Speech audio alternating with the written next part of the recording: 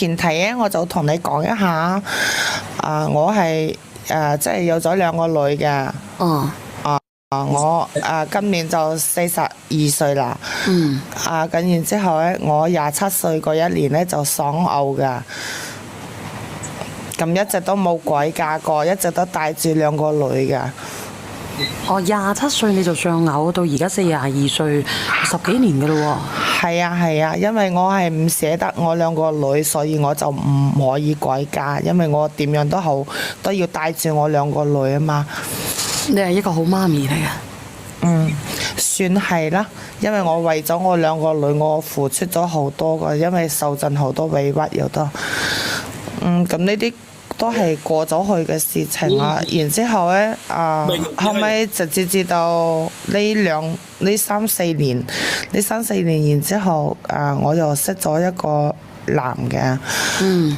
個男嘅係即係喺外地嗰度做嘢識到㗎，即係喺網上嗰度識到㗎。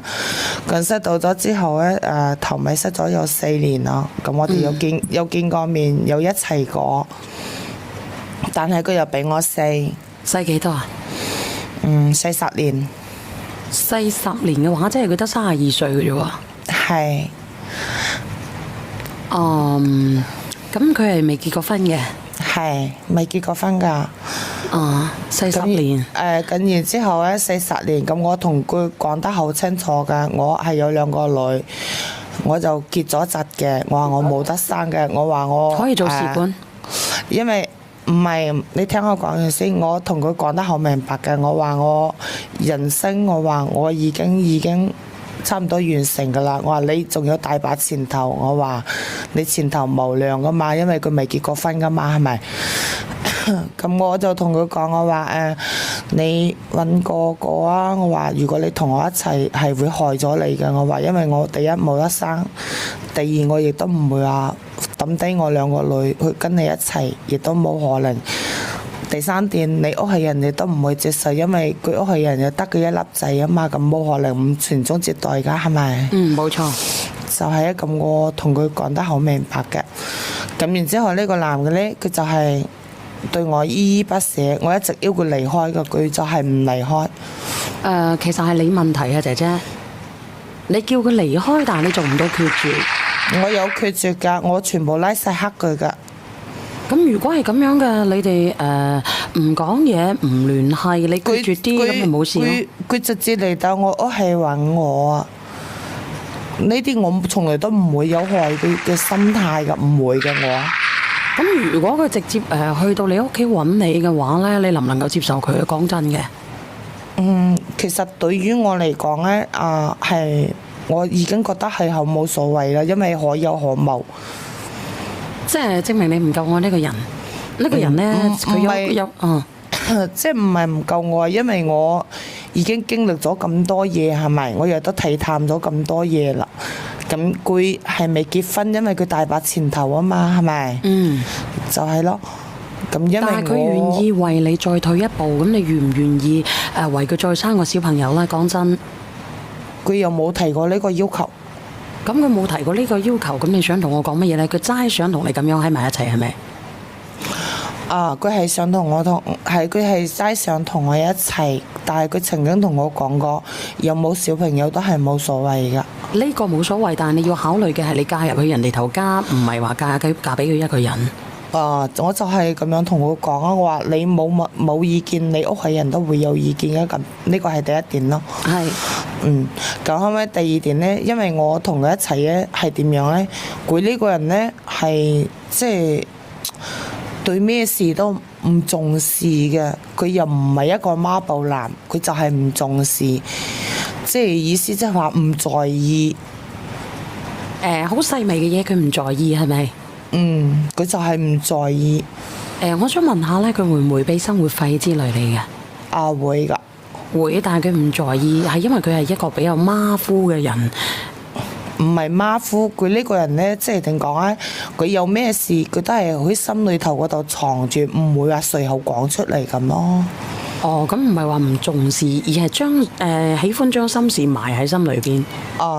即係佢唔會，即係比如咁啊，佢有時咁，佢從嚟都唔會同你講啲甜言蜜語㗎，唔會嘅，即係話佢個心裏頭，就係佢唔會用個口嚟同你講咁咯。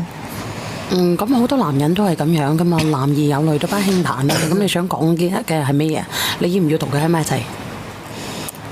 我要唔要講啊？就係即係話細節就係話講佢屋企人咯，即係佢對佢屋企人咁樣，佢都唔即係佢阿媽對佢嘅態度係好差噶。因為佢阿媽呢個人呢就好囉嗦嘅。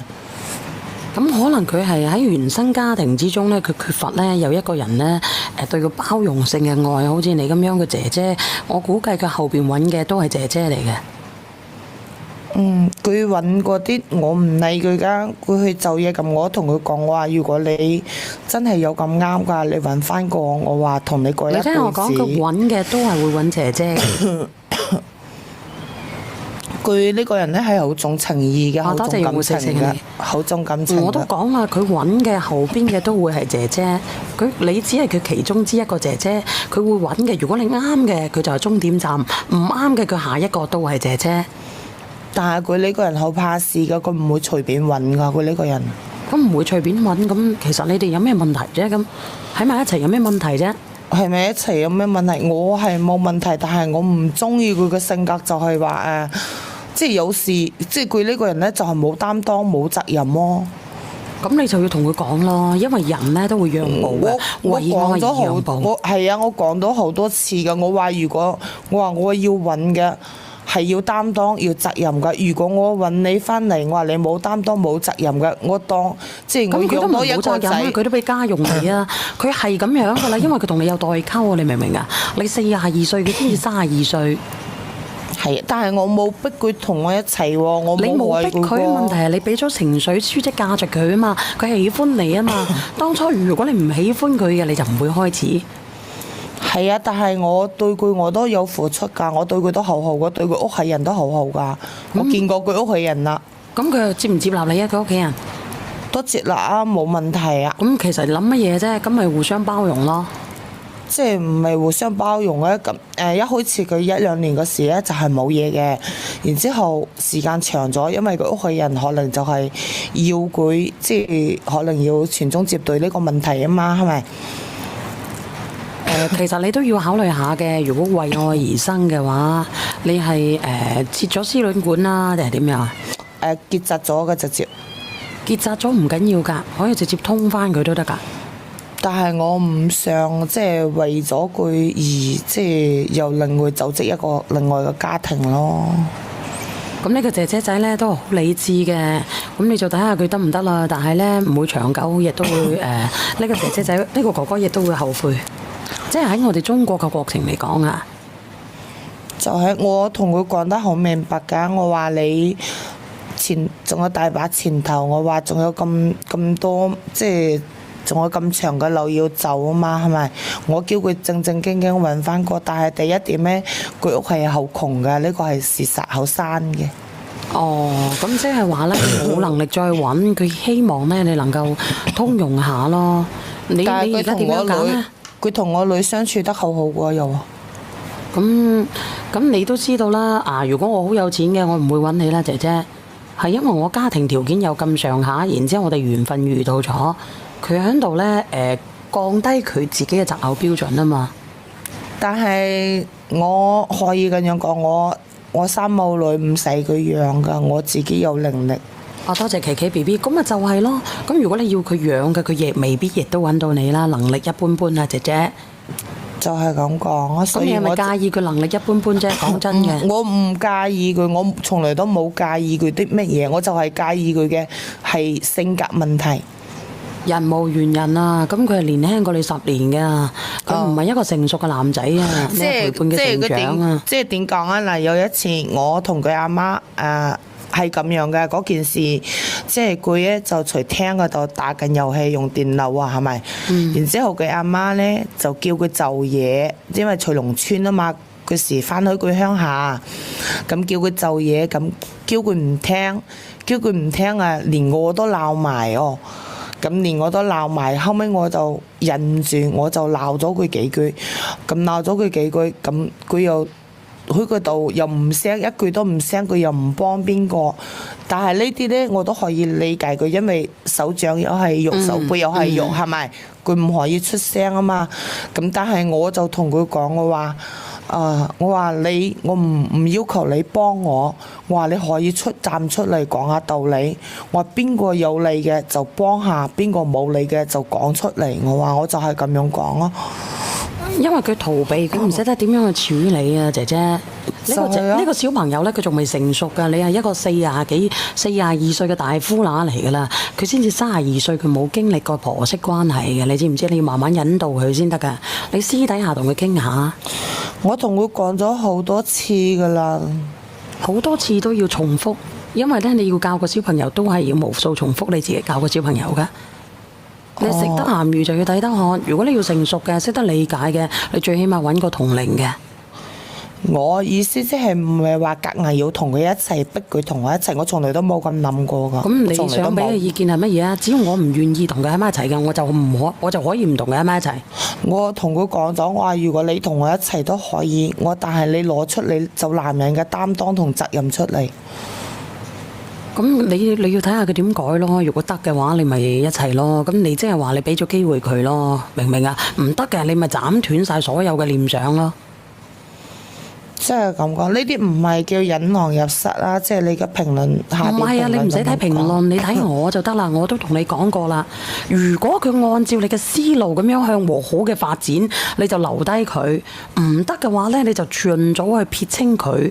譬如佢32歲嘅，你喺33歲或者34歲之前，你會斬纜。我同佢講咗，但係佢都咁樣講出嚟啩，咁多年嘅感情佢係唔捨得。個個都唔捨得㗎啦，大佬啊！佢又唔係容易揾女人。係啊，佢就係咁樣講啊。咁我就同佢講，我話我已經定咗局啦，因為我又結過婚，又有2個女，又結咗紮，係咪？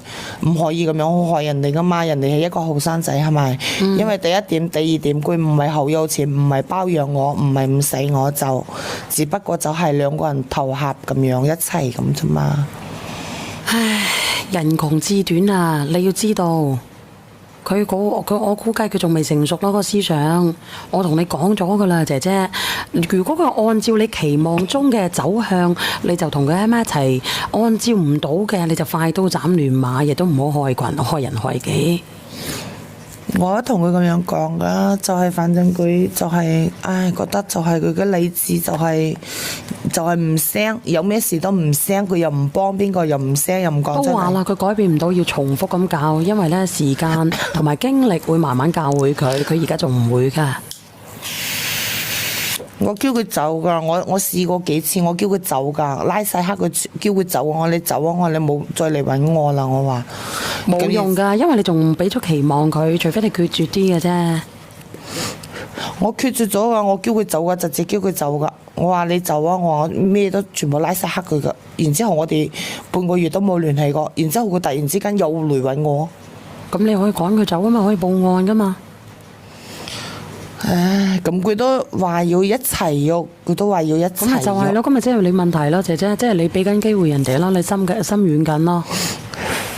我承認我係心軟，但係我心軟，我從來都冇害佢半點㗎，真係我知㗎，我明㗎，大家都係一個成年人，都係成40歲嘅人咯，係咪先啊？邊個唔想有個愛嘅人喺埋一齊呢？係啊，嗱，因為如果真係咁樣就人嘅話，我唔會話27歲我就單身帶住2個女。如果唔係因為2個女，我一走為人嘅唔係我一走我就嫁咗俾人哋啊！真係噶，嗰時好多人介紹俾我去邊度，我都唔捨得我2個女。我認同你㗎，你係一個比較有責任嘅人，但唔能夠強求，因為每個人呢都有每個人嘅思想嘅。你既然心軟得嘅，證明你會俾機會佢。咁你就互相咧糾纏落去啦，姐姐。